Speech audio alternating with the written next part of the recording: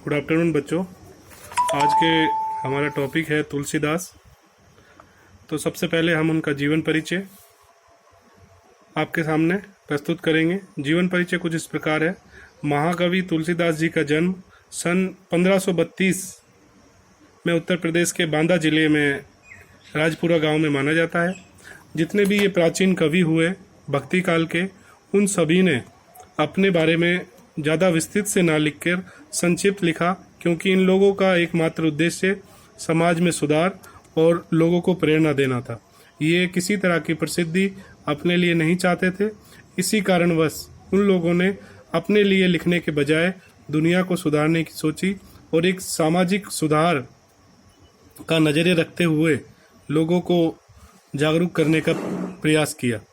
तो इसी क्रम में तुलसीदास जी को हम आज पढ़ेंगे। तो इनके जन्म को लेकर, मृत्यु को लेकर और जन्म सन को लेकर बहुत सारे अपवाद हैं। अनेक विद्वानों ने उनकी भाषाओं और प्राप्त प्रतिलिपियों के आधार पर, उनकी पुस्तकों के आधार पर अलग अलग उनकी जन्म स्थान, अलग अलग उनके जन्म तिथि को बतलाया है। लेकिन सर्वविदित बहुत सारे सर्वे और रिपोर्ट के अनुसार ये माना जाता है कि लगभग 1532 में उनका जन्म हुआ होगा, क्योंकि उस समय के जो राजा और महाराजा थे उनके आधार पर उनके जन्म तिथि का निर्धारण किया गया।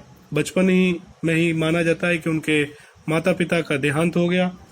देहांत होने के उपरांत उनका जो जीवन था बड़ा ही संघर्ष में हुआ और विपरीत परिस्थिति या विपरीत नक्षत्र में जन्म लेने के कारण इनके माता पिता इनको छोड़ गए, या हो सकता है इनके माता पिता का निधन हो गया और इनको त्याग दिया, जिसकी वजह से ये बड़ा एक बच्चा जिसके माता पिता उसको त्याग दें या जब माता पिता जिनका देहांत हो जाए, ऐसा बच्चा, उसका जीवन कैसा होता है आप कल्पना कर सकते हैं। तो उसी प्राचीन समय में इनका जीवन बड़ा कष्टदायक हुआ और ऐसा माना जाता है कि एक बार इनको जीवन में अपनी पत्नी से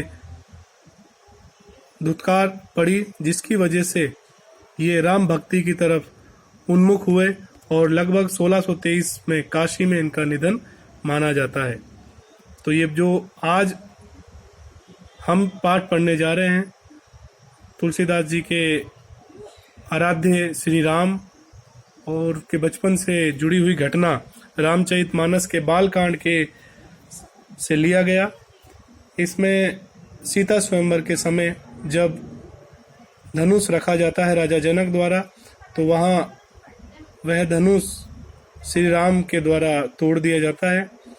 तोड़ने के उपरांत उनके जो आराध्य शिव, वो बड़ा क्रोधित होकर उस सभा में पहुंचते हैं और सभा में पहुंचने के उपरांत वो सबसे कहते हैं कि जिस किसी ने भी ये मेरा धनुष, मेरे आराध्य शिव जी का धनुष तोड़ा है, वो सहस्त्र बाहु के समान मेरा शत्रु है। उस व्यक्ति को तुरंत इस सभा से बाहर आ जाना चाहिए। तब श्री राम ने बड़ी विनम्रता से उनके आने का कारण जाना चाहा, लेकिन श्री राम के वचन पूर्ण होने से पूर्व ही लक्ष्मण और परशुराम में तीखी नोकझोंक होती है।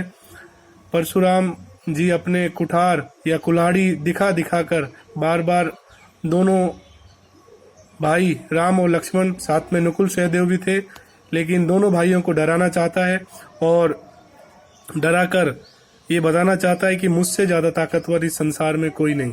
लेकिन उनको शायद श्री राम के शक्ति और उनके रूप का पता नहीं था, जिसी वजह से वो इतनी सारी बातें लक्ष्मण के साथ कर जाते हैं। लक्ष्मण का व्यवहार थोड़ा क्रोधित या क्रोध करने वाला होता है।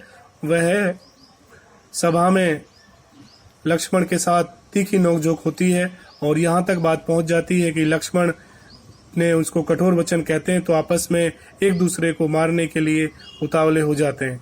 तब सभा में उपस्थित सभी जन उनको मना करते हैं और अंत में श्री राम अपने शीतल वचन से परशुराम जी का गुस्सा शांत करते हैं। और ये जो पाठ है रामचरितमानस